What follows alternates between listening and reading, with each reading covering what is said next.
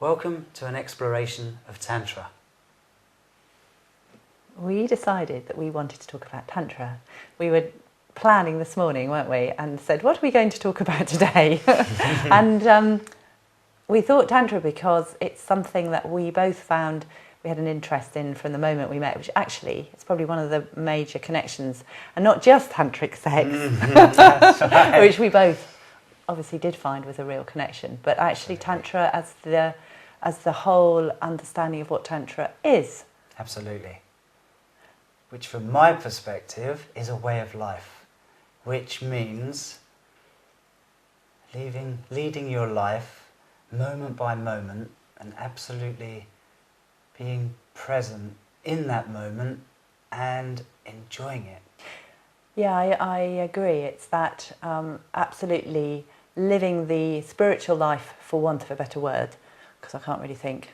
It's more about living it in the experience of the 21st century. Absolutely. And for me, I always had part of me that wanted to withdraw from society and liked the idea, and you actually did this, of course, Absolutely. liked the idea of living in India or somewhere which was a spiritual place where I could just be and not engage. But actually I never did that because there was a big part in my heart that just messed the microphone up. There was a big part in my heart that knew I had to stay and live this life in relationship, in work, in my hobbies, in my sport, in my running particularly, but that I needed to learn how to be living the life of a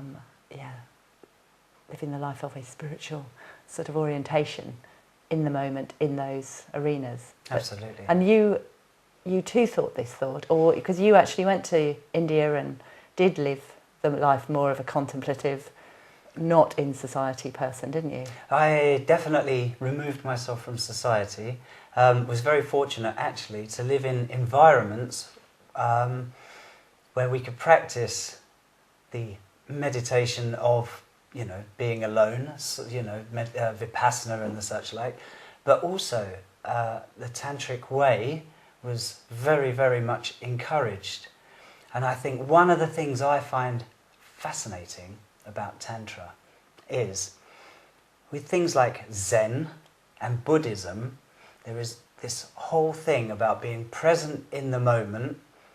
And I mean, in Zen they say you're constantly wiping the dust from the mirror.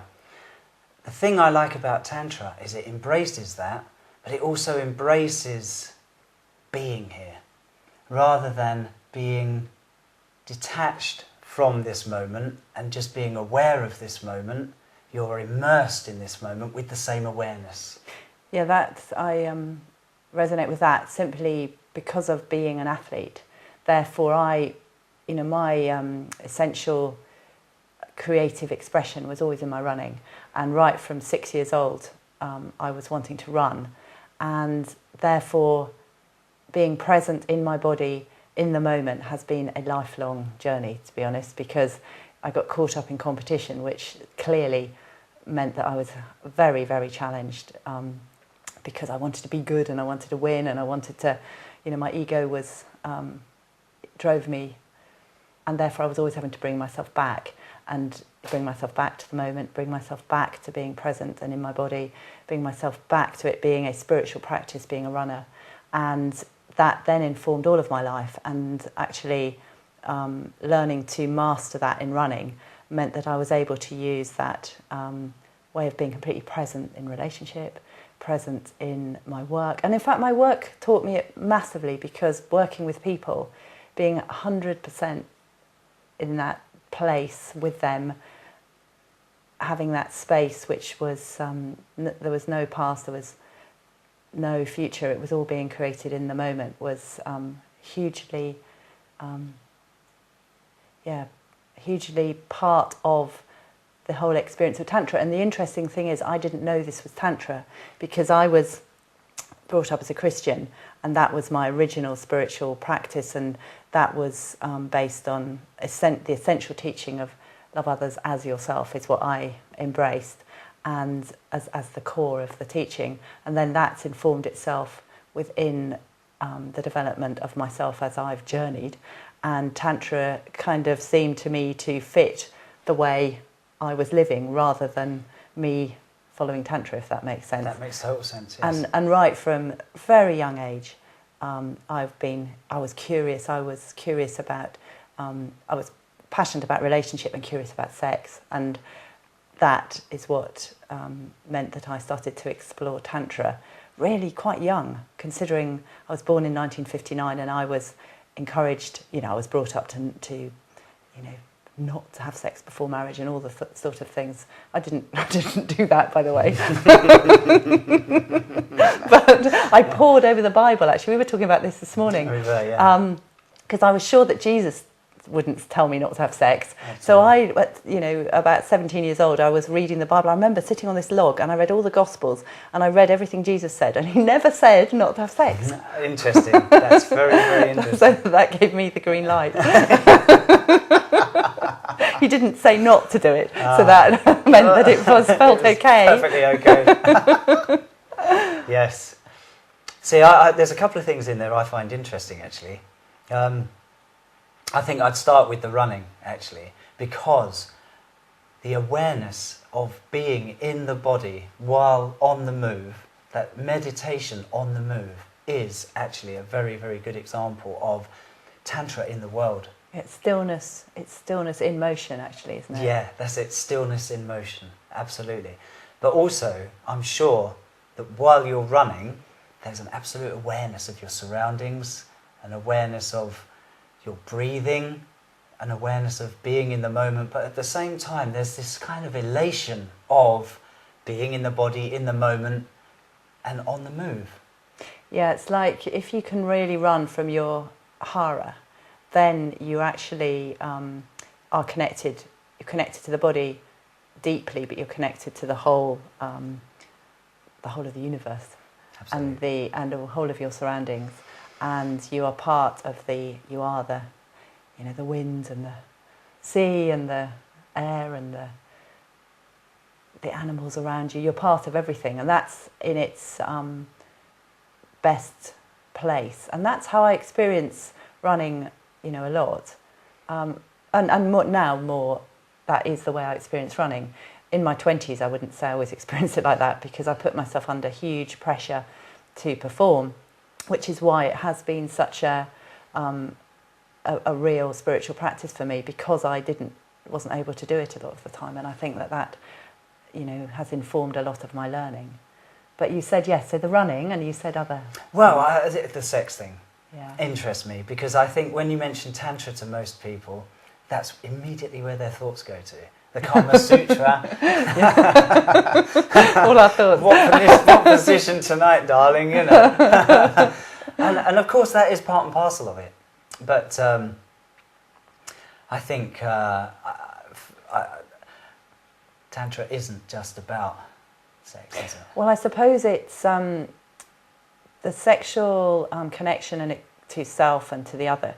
That expression comes through the orientation of Tantra, rather than, in my experience, rather than going and having sex and trying Tantra exercises, which I'm assuming that is a way, because people are interested in Tantric sex, and there is a lot that can be learned and practiced with the breathing and the energy movement and the whole process of Tantra in sex, which I can imagine would therefore lead you to be, just like me with running, sex or running, whichever you want, but if you're practicing it in sex, then that ability to be present in your body and open and surrendering to the other, but being able to come back to yourself, that practice out in the world, it's the same. So I don't think it really matters where it's practiced. Absolutely. But for me, it was more of a way of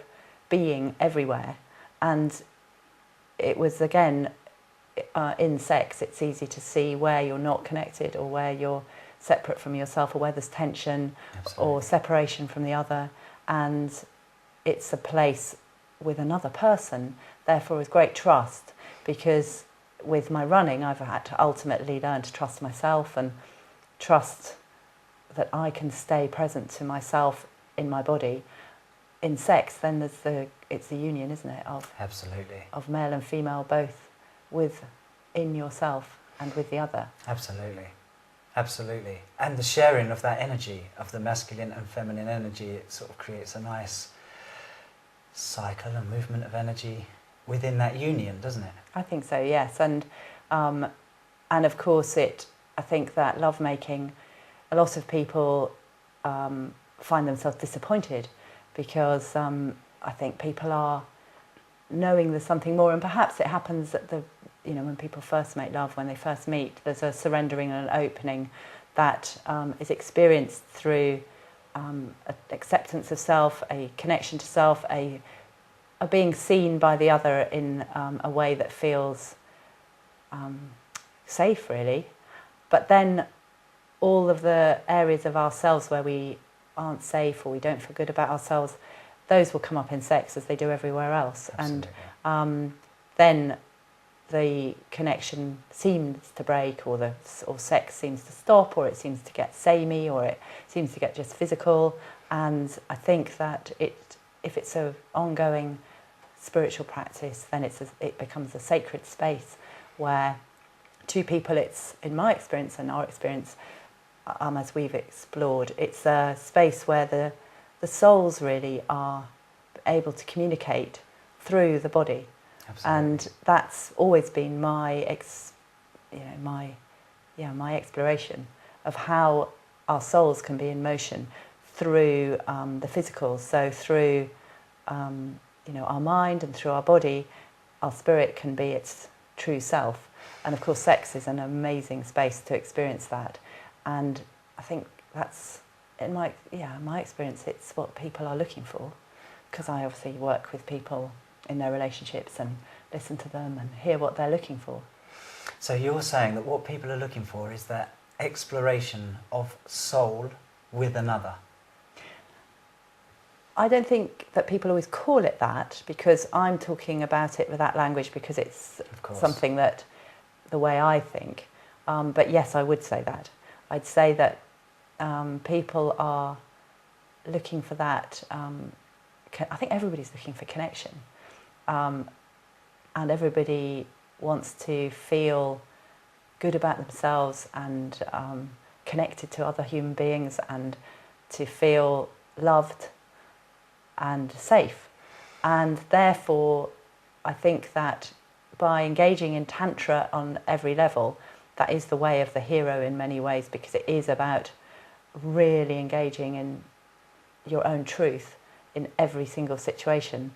So therefore, that would be the truth, is our soul, our eternal self, coming through our experience of being in this body on this planet. And therefore in sex, yes, I think it's about the souls connecting through the body. Is that what you... That's absolutely what I was asking. Yeah. Now, what I find interesting is, and you touched on this, is that can bring a lot of stuff up for people. It's like being under the microscope. That level of intimacy, I think, with that union, can be scary for people. Yes, I think it can. I think actually being truthful and being yourself in every moment is scary for people, because you don't know what it's going to ask of you. You don't know what your absolute truth, your truth in your heart and your being is going to ask, because it could mean that you want to, if you're being truthful out in the world, it could mean that you want to stop a job. It might mean that you want to say something to somebody that's difficult. It might mean you have to work with the stuff that arises. Well, it will mean you have to work with the stuff that arises, actually. Absolutely. It will mean that the last dialogue we talked about childhood wounds and the effect of those in our life in the present. Well, clearly, to be present and to be here and now, then part, to me, of the way of Tantra is to be committed to working with that stuff as it arises in any given moment.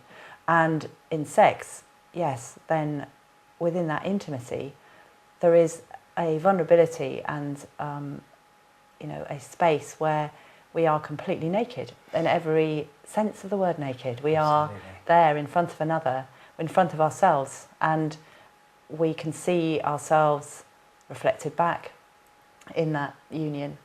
And I think that happens it happens in every relationship, and everywhere we go there will be parts of ourselves that can be mirrored back.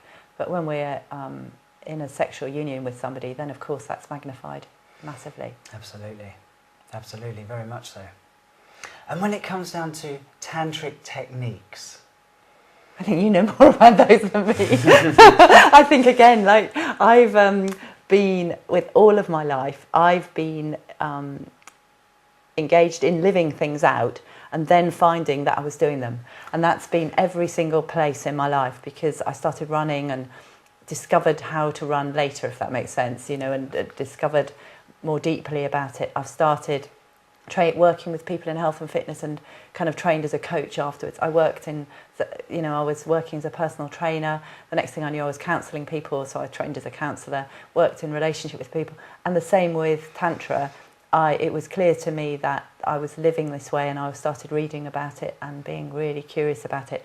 And in sex, started to find that I was connecting in that way, and it was a place that felt natural and the only way for me. So then I started reading books on it, looking at videos, doing workbooks, all this stuff, being really interested. And then I met you, and you have been, learning Tantra from years and years ago, and I think you have more knowledge of the actual techniques and things than I do. Well, it's very interesting to me, because actually I think the way you've done it is the shortcut, because I think actually getting lost in techniques is a bit of a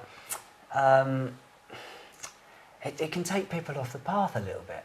So what about for you? Because you learned a lot of techniques. Did it take you off the path, or did it take you deeper? Do you know, I was very, very lucky.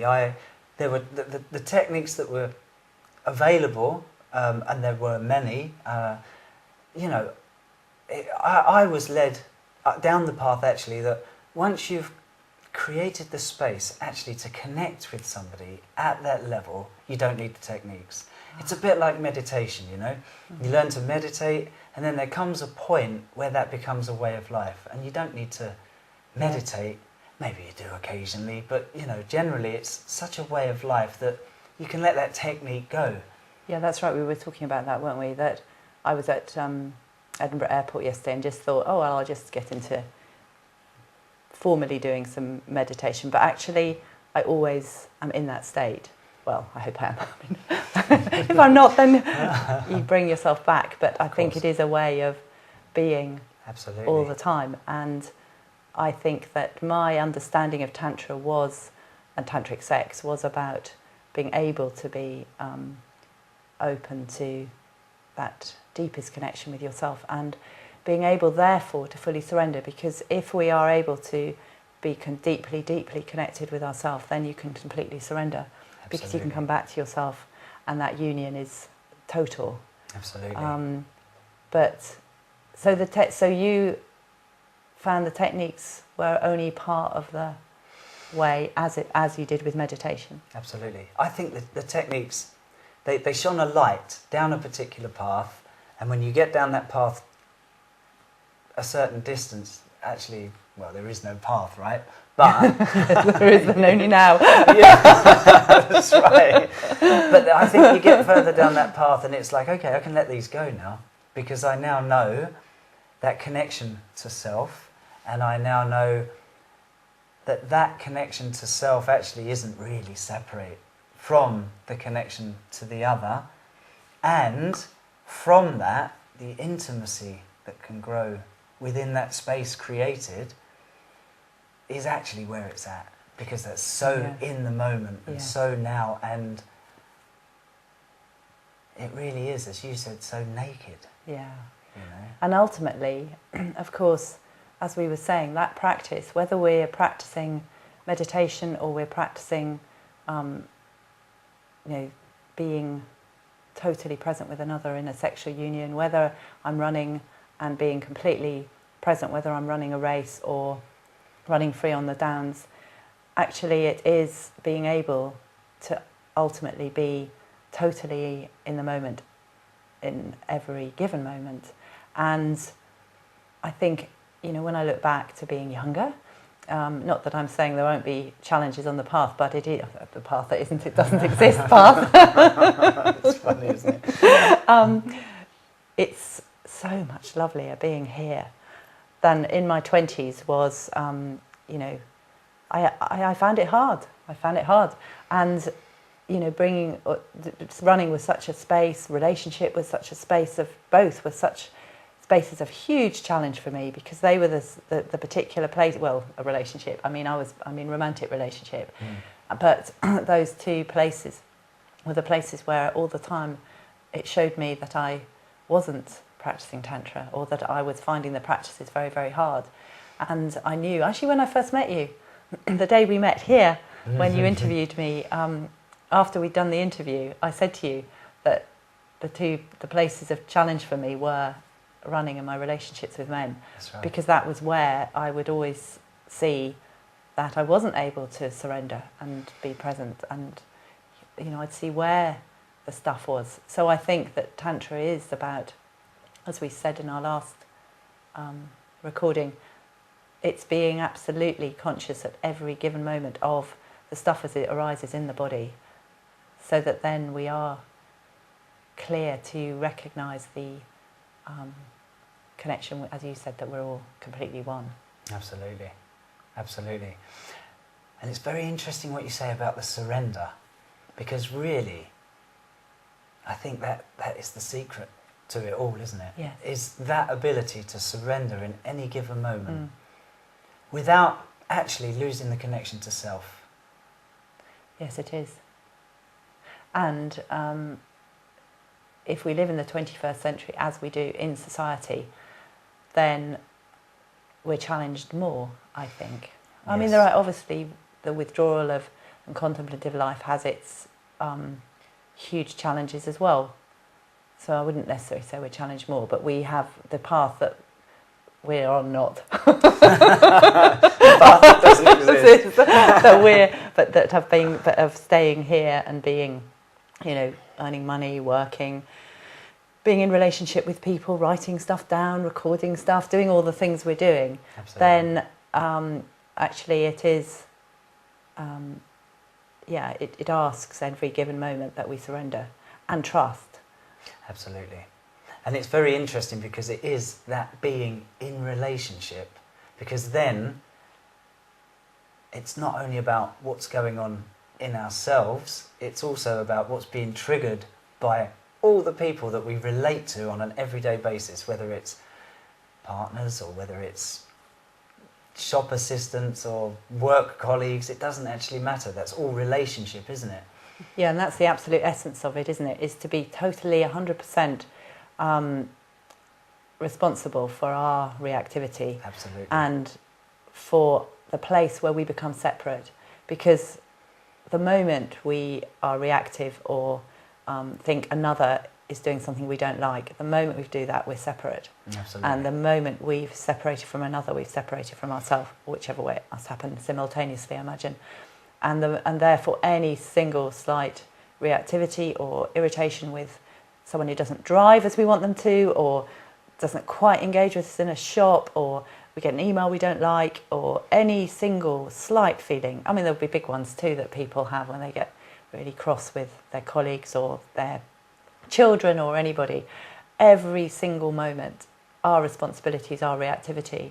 And that doesn't mean we're not going to ask someone to not do a certain behaviour or put up with abuse or anything like that.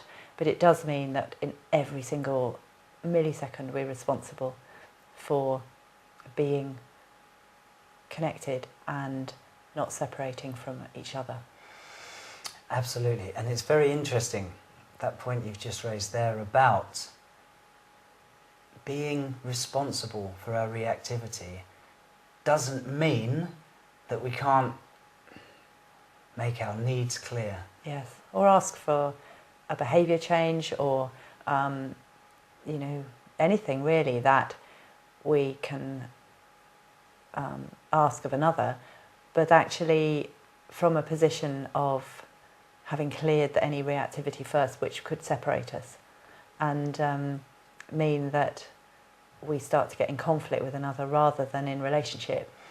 I mean, I suppose actually when there is conflict, there's some growth wanting to happen within that.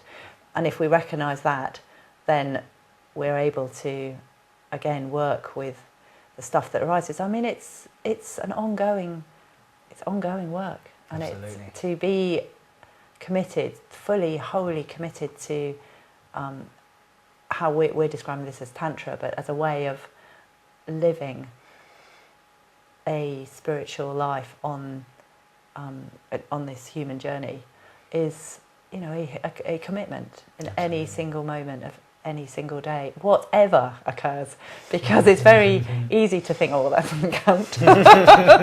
Or it's that person's That person fault. was definitely wrong. That's right. But it's always. I remember the thing which said, you know, when one finger points forward, three point back. Right. And absolutely, we've always got to be self-reflective. Absolutely. So actually, based on that, really, the true goal of Tantra is transparency, right? It is, isn't it? Yes. Yes, it is. Because if we are completely clear, nothing will create reaction within us. No ripples. No ripples on the lake. Absolutely, yes. I think that's a great discussion on Tantra. Yeah, I think that is. I love talking about this. To be continued. To be continued, absolutely. Thank you very much.